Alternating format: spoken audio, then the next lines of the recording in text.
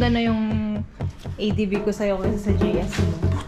Transforming itong ADV 160 nila Stoke para maging kagaya netong GS namin. So mate, hindi ka na mamangha? I'm amazed, kaya nga speechless ako eh. Ang kagandahan dito sa Rock M na to is pwede tong i-transform para magkaroon siya ng side bracket. Happy Sunday mga toto. Napanood nyo naman siguro yung huling upload na video or 2 upload videos ko na may nila Stoke ay mag-uumpisa moto camping. Shoutout sa Brown Traeger sa mga gears namin. Kung hindi nyo pa nakapanood, please go back to that video para makarelate kayo. This video is all about transforming itong ADV 160 nila Stoke para maging kagaya netong bruskong GS namin. Nakita nyo naman, may mga side panniers. Akala ko magiging baby fifi siya eh. Which is, I guess this one is the most perfect bike sa mga moto camping, sa mga malalayo. Pero for now, mag-uumpisa muna kami sa mga malalapit, which leads us back here. Dito muna tayo. Siyempre, hindi nyo napansin. Hindi mo napansin, no? May bago sa motor mo na agad. Ay hindi, yung kulay, ganda pa rin niya. Siyempre, nilinisan ko yan eh. Nabago dito, hindi mo napansin. Hindi ka napansin. Ano ba yun? Rock. Oo nga! This is by Rock M. Tutok mo. Rock M. Yeah. Pala is na-installed sa Fuego Moto or something na shop. Na-install ko na kasi dito ko dapat install pero sabi nila sila na lang. Ito, di ba? Napaka-sleek design niya. Ano ba kansin eh? O, di ba? Yun ang kagustuhan ko dito kasi nung una talaga ayoko maglagay ng bracket dito. Ayoko maglagay ng top box. Since na gagawin namin tong kung ano man yung gagawin namin moto camping na yan, necessary to. Iba-ibang kulay nito. Meron silang parang rainbow color, meron silang carbon, meron silang black. Ang pinili ko yung black kasi it matches the whole color ng motor. Ang kagandahan dito sa Rock M na to is pwede tong i-transform para magkaroon siya ng side bracket, pang side panniers. Like sa... Yeah, parang ganon. Parang sa GS, magkakaroon ka ng bag sa gilid. Really? Yeah. And fortunately, ito, pinadalan din ako ni Rock M ng pang side panniers. Dito mapupunta yung mga toto. Ayan o. Oh. Yan. Okay. So, kagandahan dito, hindi ka naman magmo-moto camping at ayaw mong may nakausli sa gilid mo, pwede mo siyang baklasin. Oh, diba? So, itong specific na side bracket na to is for ADV 160 and I guess ADV 150. Ang alam ko, meron din silang pang NMAX. Hindi ko lang sure kung meron silang pang Aerox or kung ano man yung ibang bracket na ginagawa nila. Ito yan, install ko para makita nyo kung ano ang itsura. Another good thing about the Rock M mga toto, pag bumili kayo nito, may kasamang ano ba tawag ito? Goma. Ayun, malambot siya. Na pag lalagay kayo ng bracket, ilalagay nyo siya rito para iwas gas-gas. Kasi ito kung gaano kaganda. Dumihan na. So may two options tayo para sa likod. Ang una is by MC Alloy Top Box. Salamat dito. May Facebook sila. Check nyo sila. Yan, boxing ko to. Papakita ko sa inyo kung ano yung itsura. And this one, itong bag na to is from Top Fit. Sir Nino, salamat. Papakita ko rin sa inyo kung ano magiging itsura nito. Pero, so this is their Kraken Top Box. It's apparently, sabi nila, it's a scratch-proof top box. Yan, ang pinili nila Stoke is yung kulay white. So ito na ang itsura mga katoto. Yan, pinalaman ko yung yung side bracket dito sa pagitan nitong bracket ng top box at saka tong Rock M na bracket. So may nilagay akong foam sa gitna ito. Yan. So protektado yan. Nilagay ko na. So nakapalaman. Yan. Atin yung box. So it's been a while na naglagay ako ng ganito. Bear with me. Kung saan yung butas, doon mo lang ipasok, baby. Yun lang yun. Kaya pala baliktad yung box eh. Ang namukin lang. Sabi sa inyo eh. Hindi naman talaga ako naglalagay ng box eh. Pinapahiya mo ko pag ikaw naliligaw ka sa akin, tapos ang isa sa requirements ko maglagay ka ng box, ganon. Wala na, busted ka na. Ay, sus ka. Ng motovlogger, nabasted ng isang motovlogger din, na lady vlogger. Thank you. Hindi marunong lagay ng top box. Tanga-tanga. So yan. See? Natin kung may sasara. Layo pa. So yung iba, makikita nyo mga bracket, yung mga tinutungtungan para matest out yung durability. Itong Rock M, susubukan ko yung talagang tibay nito. Kita nyo naman yung mga gamit namin. Yung mga gamit natin. Bibigat nun.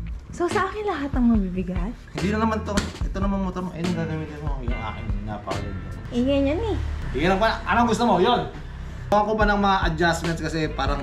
Anong gusto mo? Kasi maglalagay ka pa ng tent dito, ng chairs. Kasi ang top box, mas ano yan, mas secure yan. Kapag... Pag malapit sa motor. Oh. Kaya tanong, para saan yan? Wait. So this is just for a demo purposes. Bawa. Oh. Dala mo yung tent, diba? Dito mo siya ngayon lalagay. How? Sasabit mo? I gets. Oh! Okay, hindi pa maano yan. Yun na lang ang magiging itsura niya. Diba? Oh. Yan ang gamit niyan. Kasi iba, nakikita ko ang setup nila. Dito nakasabit. Ganyan. I guess nag-a-add pa ng bigat sa top box. If you have a side bracket, yan, pwede mo siyang ano. Ito, table. Since may lower bracket pa to, pwede pang i-ganyan yan. So ayan, lagyan natin yung table. Ito yung table. Inuna ko sa lower half ng bracket. And then next, hindi ka na mamangha. I'm amazed, kaya nga speechless ako eh. So, kailangan natin ng maraming Bungee cords. tali. Oh, di ba? Oo nga. Oh. Galing. Brown checker, which is, kung makikita nyo, may allowance pa mo. Ayan o, hindi siya tumatama sa fairings. Ah, yeah. And kung titignan mo sa likod, hindi siya na ano sa tambog siya. Galing naman ni Rock M. Di ba? Yan ang plano ko dyan. And kung hindi naman top box ang type nyo, may isa pa akong solution dyan. Nice. Really? What's that, baby? Ito talaga yung crush niya, nila Stove. Pinakatawasan niya to. This is by Top Fit. Fit Adventure. Sir Nino, thank you. This is their new product, the Lobo. Yan. This is a 40-liter na tail bag. Kasi ito, ilan ba to? 45 liter. So I guess you can say na mas maliit to. Pero, mas marami kang pwedeng ilagay dito. Kasi bag siya. wow. And ang kagandahan dito, waterproof siya. Diyan, ipapatong lang siya dyan. As so, ayun load na. Oh, di ba? Yeah. Ang laki. Yeah. Ang kagandahan dito, pwede ko siyang gamitin dito. KGS. And kay Koratsa. Any possibility siya. Pwede rin sa Aerox. Hindi nga lang pwede sa Fireblade. So yan, Lobo. No matter what, kung anong gusto nila Stove ay masusunod. Nax. Para Ikaw, dito. paano? Ikaw gusto ko. Kasunod ba yun? Halika dito. Wala naman. Madami pwede tayong may ilagay ilalagay dito. ditong Sobrang dami. moto camping tayo. Pwede ito pag mag-iisang motor lang tayo. Yeah. Pwede ito. Kasi yung tent, yung table, yan, may sarili na silang lugar dyan. Hinahanap ko at yung mga straps niya. So, I get 4 straps na kailangan ko pang pag-aralan kung paano ilalagay. Ito ko na kagad. I know, right? Yung na lang, destination na lang natin. Meron na. Yung tayo na lang. So, tayo. So, sana. Huwag nang umulan.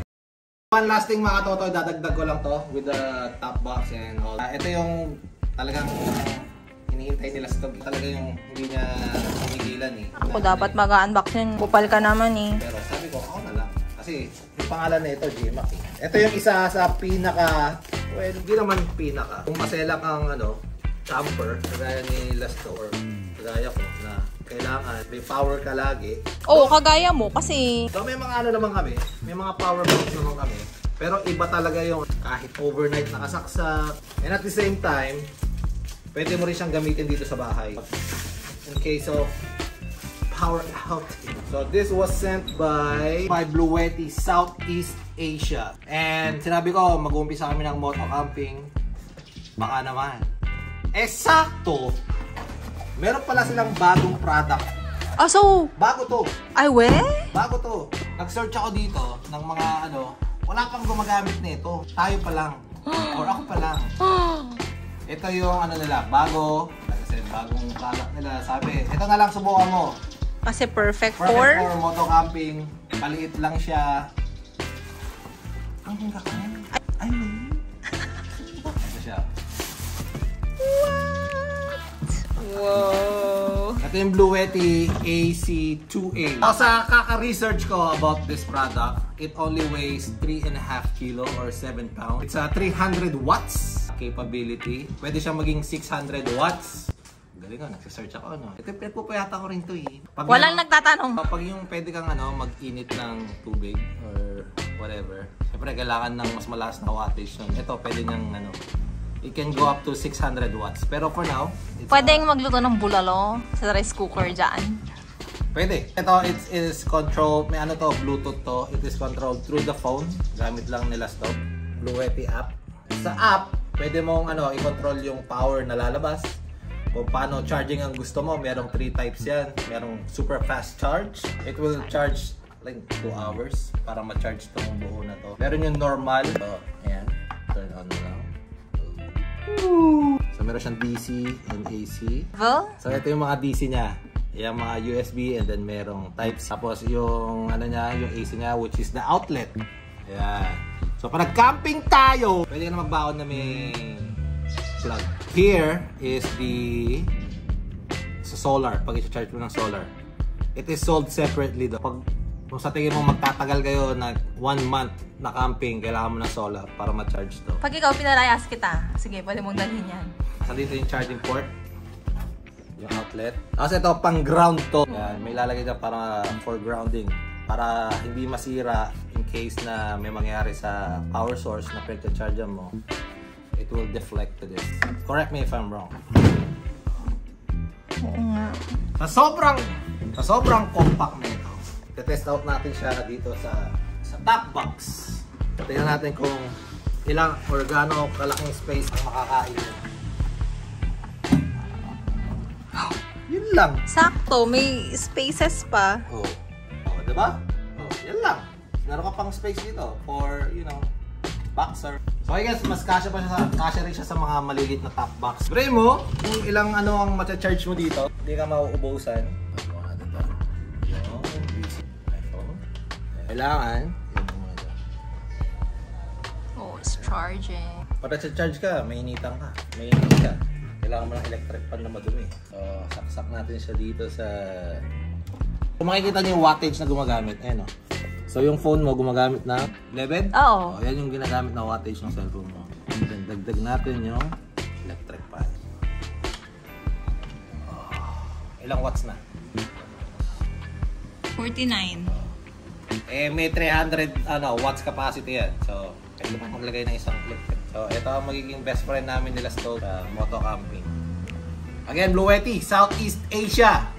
Thank you so much. Ay, meron pa ng box. Mga wire lang to for charging and yung sa solar. Again, Bluetti. For the piece.